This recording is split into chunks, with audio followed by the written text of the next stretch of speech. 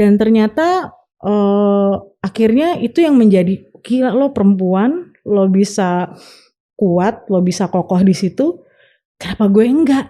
Karena punya kekuatan, karena suka gini, ini orang nih zolim nih, ini orang nih nggak bener, ini suka kayak gitu, kenapa gue nggak bisa gitu. Dan akhirnya alhamdulillah seorang Nurfiti Taher mungkin kesempatan akan datang bisalah ya gitu dipanggil, akhirnya menjadi teman saya gitu.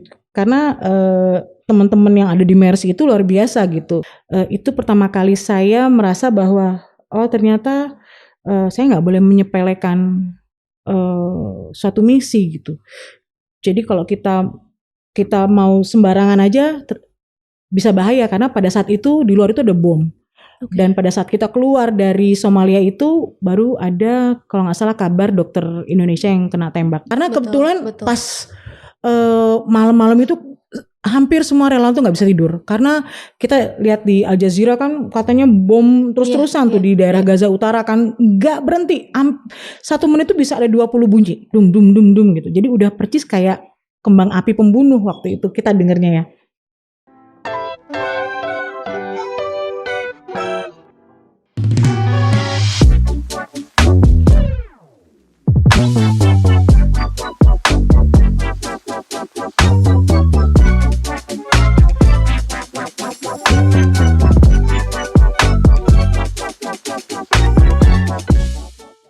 Halo Sobat Forum, bersama saya Puspita Chandra Dewi, kembali lagi di Forum Polwan, Pola Pikir Wanita.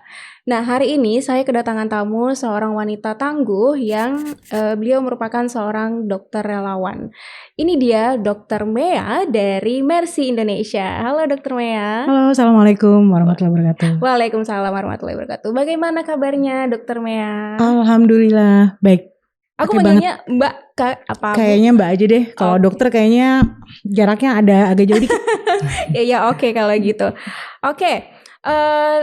Mbak Mea, kesibukannya lagi apa nih sekarang Mbak Mea?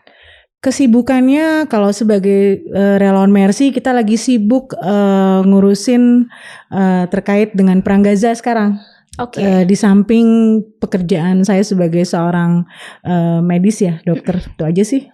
Oke. Nah, Mbak Mea ini kan seorang profesinya memang dokter ya. Apa nih yang membuat Mbak Mea akhirnya memutuskan kayak untuk bercita-cita menjadi dokter gitu, dan sekarang akhirnya menjadi dokter? Kebetulan ibu saya itu seorang perawat. Jadi karena kesibukan beliau mengobati om saya, kakaknya jadi kebetulan saya juga anak bungsu di rumah ya, jadi kebiasaan nemenin mama saya yang sudah almarhum kemana-mana, jadi ikutan bawain obat apa. Jadi kok kelihatannya kayaknya untuk direpotin orang kok kayaknya enak nih gitu. Jadi ya akhirnya mama saya bilang gitu, ngapain kamu kamu harus jadi dokter dong. Nah, itu jadi lama-lama ya terpatri dari kecil tuh. Oke. Nah terus Mbak Mea sendiri dokter spesialis apa tuh? General practice, dokter umum. Dokter umum, Oke. Terus di Mercy sendiri, kapan Mbak Mea memulai karirnya di sini? Kira-kira tahun 2009 saya masuk menjadi relawan Mercy ya. Sampai sekarang, alhamdulillah. Dan tahapan ketika masuknya itu sulit nggak sih, Mbak? Enggak, sama sekali enggak. Pokoknya kalau kita sudah ingin, sebenarnya bukan menjadi seorang yang idealis yang kayaknya klise banget pengen membantu orang, pengen ini, pengen itu, enggak sih. Cuman karena kebetulan juga sesama teman-teman juga yang mereka penggiat sosial ya, jadi ya jadinya dengan sendirinya kita jadi keikut. Dan kebetulan pada saat itu yang di bidang organisasi bidang medis yang sangat terlihat itu ya Mercy ya. Apalagi pada tahun 2009 kalau nggak salah lagi galak-galaknya agresi militer tuh kalau nggak salah tahun 2009. Oke. Terus alasannya untuk menjadi dokter relawan kayak apa? Ada yang menginspirasi atau dorongan dari orang lain gitu? Saya sebenarnya gini, pada tahun berapa ya? Saya pernah melihat waktu saya masih koas dulu, saya melihat dulu ada konflik di Maluku. Itu ada sekelompok dokter-dokter medis yang masuk ke Maluku karena saya kebetulan orang Ambon. Iya. Jadi pada saat itu tahun 99 konflik Maluku dan Ambon itu kan besar sekali dan itu impactnya buat orang-orang seperti kita kayak orang Ambon kayaknya sangat gaungnya besar gitu. Lalu kemudian di satu sisi saya sempat lihat sekelompok mahasiswa dari Universitas Indonesia pada saat itu masuk ke Maluku Utara. Waktu itu saya hanya tahu Maluku aja gitu kan, ada Ambon, ada Maluku Utara kan di situ. Saya hanya melihat itu sekilas gitu. Dan kemudian gila keren banget masuk ke tempat seperti itu kan. Jadi ini kan konflik Maluku waktu itu kan termasuk agak sensitif ya, konflik horizontal. Jadi ini orang masuk ke tempat yang begini dan mereka survive gitu. Itu hanya sekilas saja sebenarnya. Nah, itu keren banget. Tapi lama-kelamaan 2009 saya masuk, terus lalu kalau nggak salah itu ada Mavi Marmara. Enggak, ada Forum Indonesia Muda yang saya ikuti dan mereka dekat dengan Mercy. Iya. Mereka dekat dengan Mercy. Lalu kemudian ada Mavi Marmara, Mercy pada saat itu juga, dan itu ada teman saya dan saya hanya baru masuk Mercy sekilas aja dan saya melihat ada satu sosok perempuan namanya Nur Fitri Tahir dan dia ikut di dalam Mavi Marmara.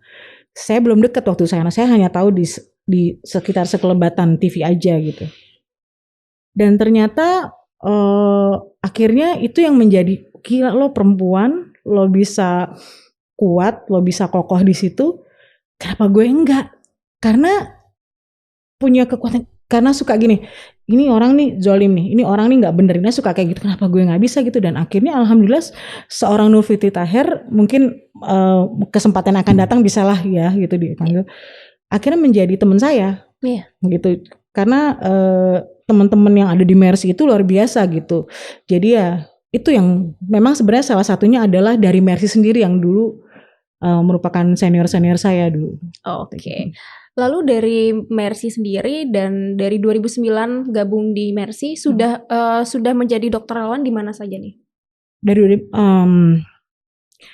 Dari dalam negeri dan luar negeri sih gitu ya. Kalau sebenarnya juga dari dalam tahap bencana alam juga dan juga dalam misi konflik. Kalau bencana alam juga ada di antaranya waktu Lombok kemarin, terus kalau konflik ada di Poso, terus kemudian juga kalau luar negeri bencana alam yang terakhir aja ya, yang terakhir itu adalah Turki Suriah kemarin, dan kalau konflik Somalia, Rohingya, ya pokoknya banyak deh. Pengalamannya udah banyak banget berarti Mbak Mea ya. Alhamdulillah Mercy kasih kesempatan tuh luar biasa. Oke. Dan tapi ketika bergabung dengan Mercy apakah langsung diterjunkan ke misalnya ke daerah konflik kayak gitu atau gimana tuh? Pertama kali misi saya itu adalah Merapi. Oke. Merapi waktu itu masih lahar dingin, tapi kemudian Allahyarham Dr. Yose Rijal, jurnalis pada saat itu kemudian kayak jorokin saya masuk ke Mesuji. Waktu itu ada tempat kalau memang kita sempat ada kilas balik itu ada misi Mesuji yang perebutan lahan kalau nggak salah waktu itu. Habis itu kemudian saya masuk juga ke Buyat penelitian. Itu ada pimpinannya Dr. Zakia juga. Dari situ langsung dijorokinnya masuk ke Somalia. Langsung ke Somalia? Langsung. Oke. Dan ketika menjadi dokter relawan, peristiwa yang paling tidak bisa dilupakan itu apa? Sebenarnya kalau yang paling tidak bisa dilupakan itu ada beberapa ya. Tapi di antara semua itu adalah pada saat, ada dua sebenarnya. Satu waktu itu di Somalia. Pada saat saya namanya baru, lalu kemudian kita disuruh disuruh untuk menyiapkan pokoknya kalau bisa itu baju-baju tetap sudah dalam packing karena kita ada di camp yang tertutup, jadi tidak boleh keluar kemana-mana. Dan ternyata itu pertama kali saya merasa bahwa ternyata saya nggak boleh menyepelekan suatu misi gitu. Jadi kalau kita kita mau sembarangan aja bisa bahaya, karena pada saat itu di luar itu ada bom. Dan pada saat kita keluar dari Somalia itu baru ada kalau nggak salah kabar dokter Indonesia yang kena tembak. Dan yang kedua adalah pada saat saya waktu itu sempat dengan ada teman saya juga Kak Ita itu juga masuk ke dalam satu daerah Pakistan yang kita disuruh Pakistan itu luar biasa ya, dan kita disuruh untuk ngapa-ngapain itu di bawah todongan senjata. Sebenarnya nggak di bawah todongan ya, mereka memang masing-masing pada bawa senjata gitu. Jadi boleh nggak kami ke kamar kecil gitu? Oh silahkan. Kita pikir kita akan dibawa ke kamar kecil gitu ya. Taunya kita dibawa ke suatu tanah yang luas, malam-malam tanah yang luas gitu. Oke, it's yours katanya. Udah kita silahkan membuang hajat kita di situ, di satu tempat tanah yang luas yang gelap. Dari itu silahkan. Sampai saya tuh bilang, ayo dong berisik dong, saking sepinya di situ. Tuh bayangin aja. Jadi ya ada dua sih, walaupun sebenarnya banyak ya.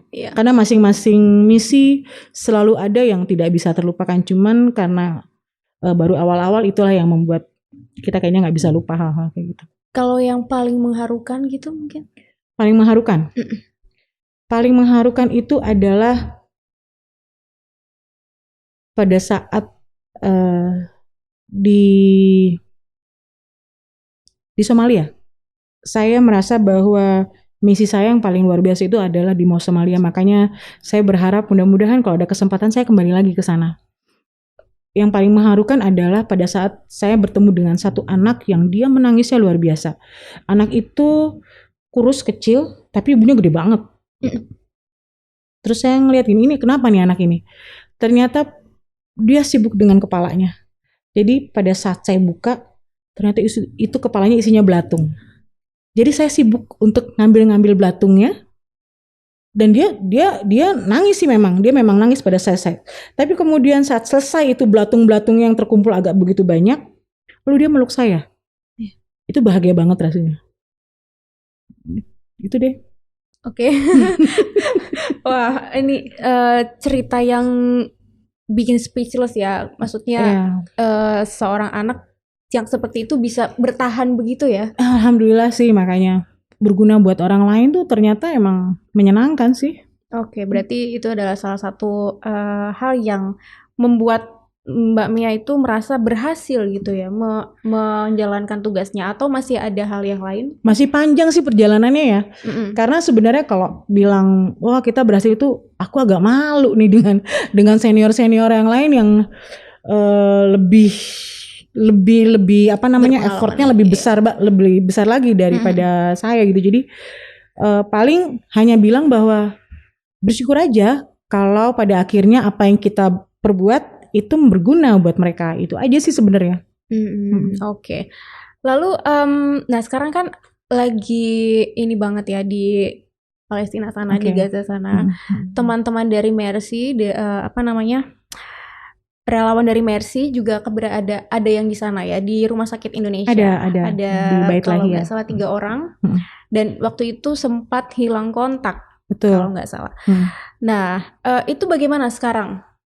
Kabar dari rekan-rekannya? Alhamdulillah, kebetulan kemarin seluruh relawan Mercy seluruh Indonesia mengadakan doa bersama juga, karena juga menyambut gembira ternyata mereka bertiga setelah beberapa hari lost contact, ternyata kabarnya setelah internet kembali bisa berfungsi kembali, mereka baik-baik saja. Jadi sebenarnya kan itu merupakan hal yang sangat melegakan kita, karena kebetulan pas malam-malam itu hampir semua relawan tuh nggak bisa tidur, karena kita lihat di Al Jazeera kan katanya bom terus-terusan tuh di daerah Gaza Utara kan nggak berhenti, 1 menit itu bisa ada 20 bunyi, dum dum dum dum gitu. Jadi udah percis kayak kembang api pembunuh waktu itu kita dengernya ya.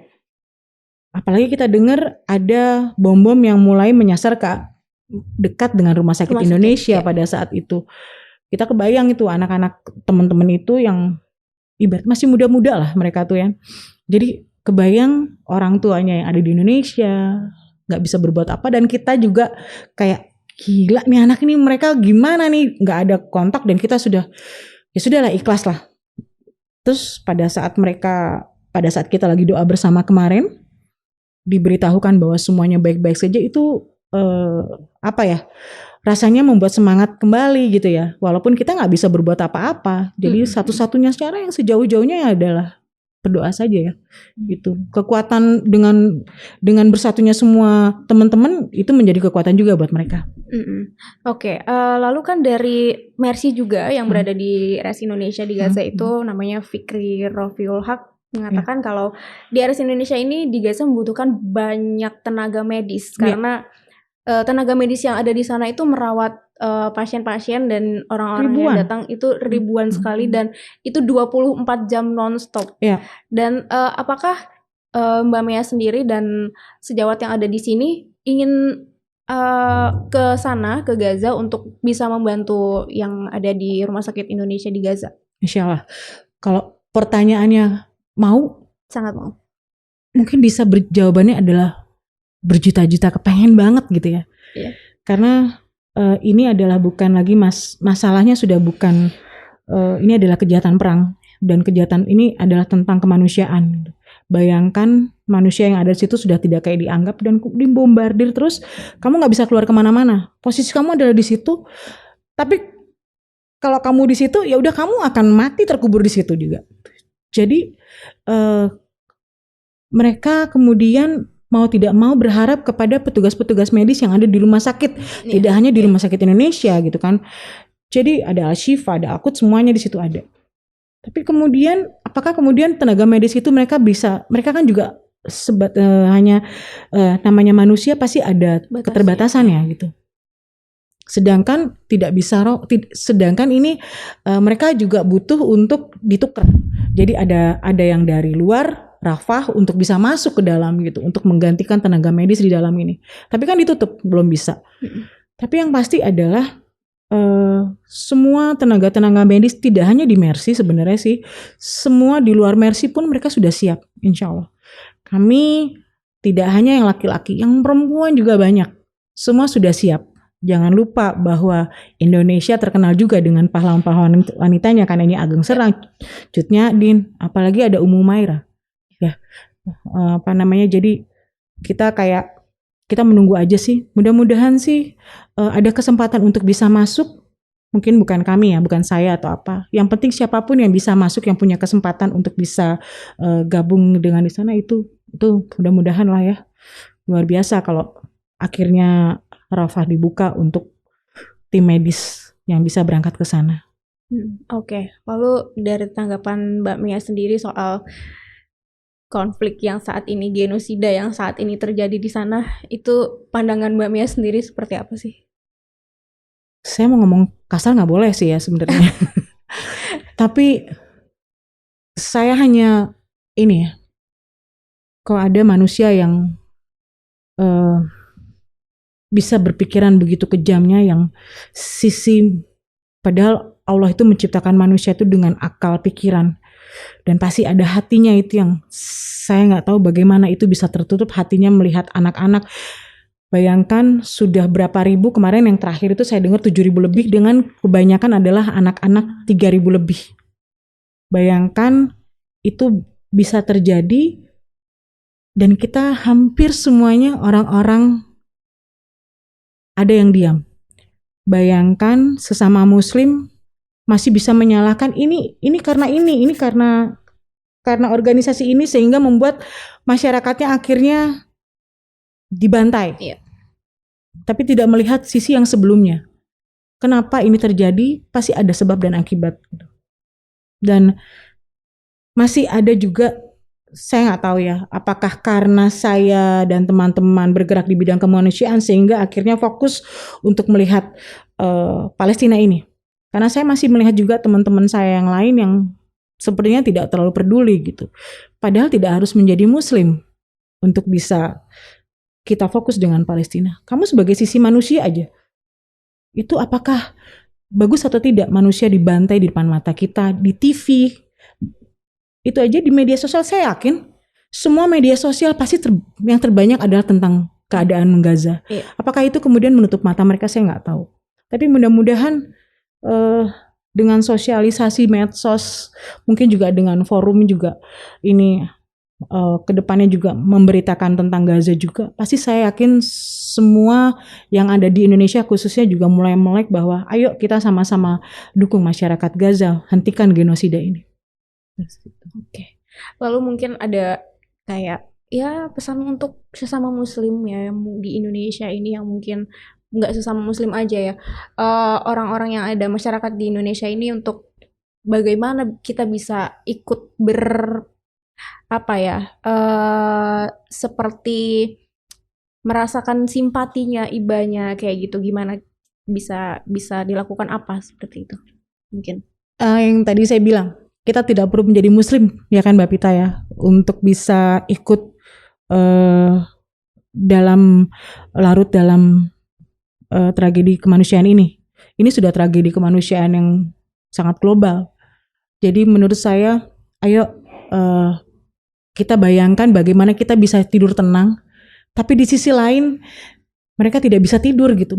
Jangankan tidur, untuk bisa merem mata sebentar aja, kayaknya mungkin nggak bisa.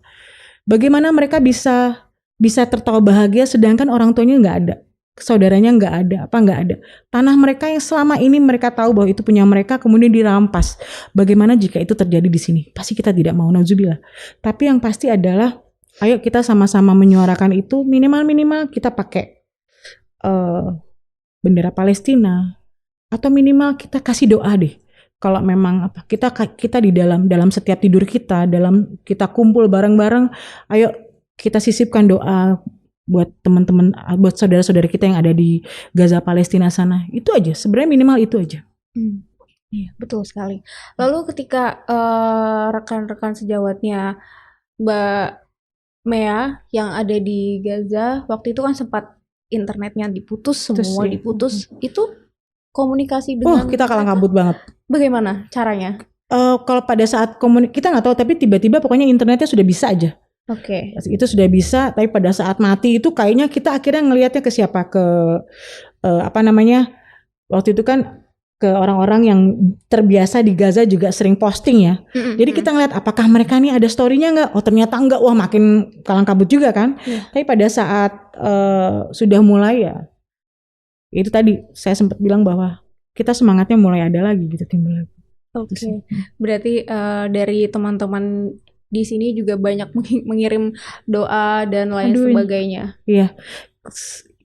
Makasih, terima kasih. Oke. Lalu ketika teman-teman di Indonesia nih mungkin yang ingin sekali menjadi seperti Mbak Mea, menjadi relawan gitu. Tapi di Mercy sendiri apakah harus dokter atau enggak? Enggak harus medis, walaupun sebenarnya tujuannya sebenarnya Mercy itu adalah organisasi gawat darurat dan medis ya. Tapi tidak harus, karena mereka tetap seperti kayak anggota badan. Oke. Harus ada tangan, harus ada mata, itu dia. Oke, lalu gimana nih kalau misalnya teman-teman Sobat Forum di rumah mungkin yang pengen nih seperti Mbak Mea dan sejawat lainnya menjadi relawan gitu, gimana tuh Mbak Mea caranya? Silakan saja langsung datang ke kantor pusat Mercy di Jalan Keramat Rontar J157 Salemba. Nanti di sana akan ada staf Mercy yang menerima. Itu aja sih. Ada kriteria gitu nggak? Yang pasti kriterianya adalah sudah siap untuk tidak dibayar.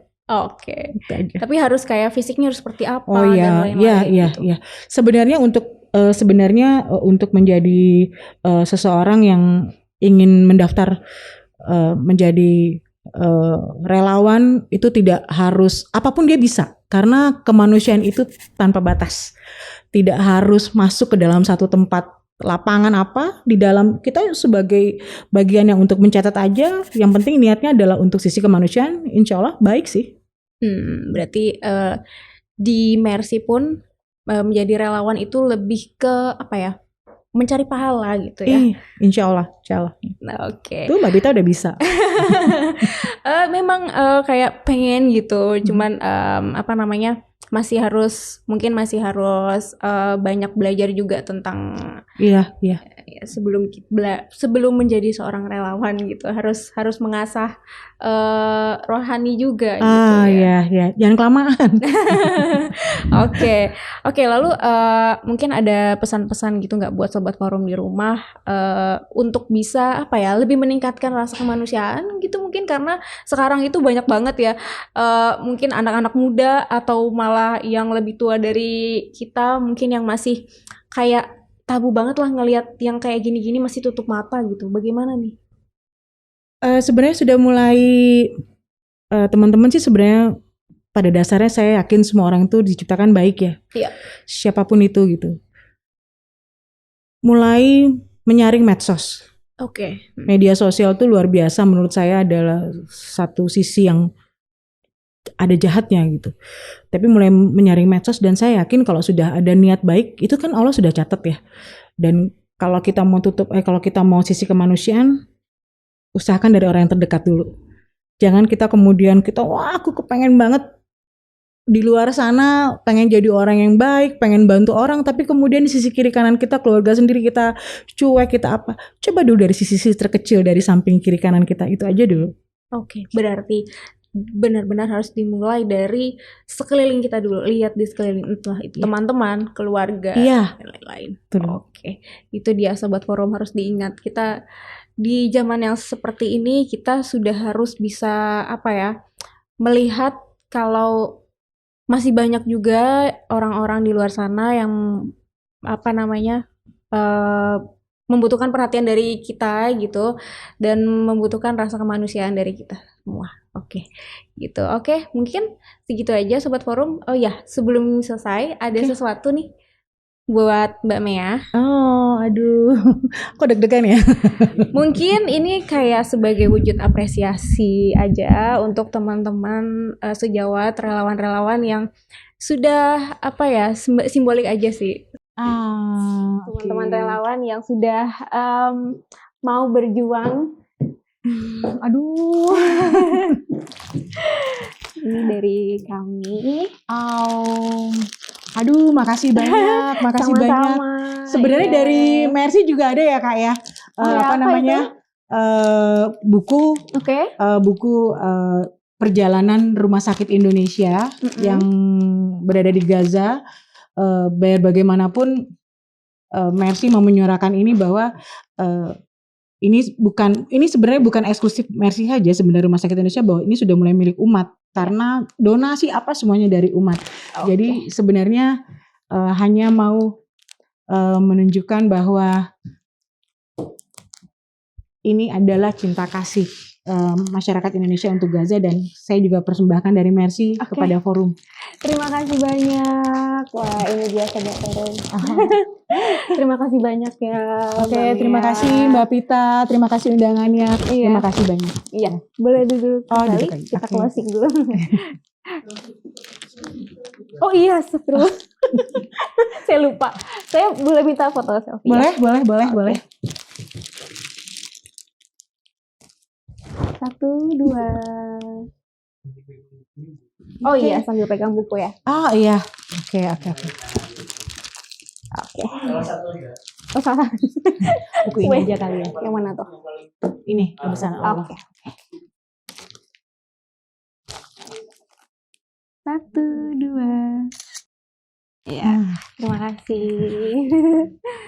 Oke, terima kasih banyak Mbak Mea sudah datang ke forum Polwan hari ini dan berbagi dengan sobat forum di rumah. Sama-sama. Semoga sobat forum di rumah juga bisa mengambil semua hal yang positif dari cerita-ceritanya Mbak Mea hari ini. Amin, insyaallah. Oke, kalau gitu sobat forum, terima kasih sudah menyaksikan forum Polwan episode kali ini. Jangan lupa saksikan episode selanjutnya dengan narasumber lainnya. Sampai jumpa.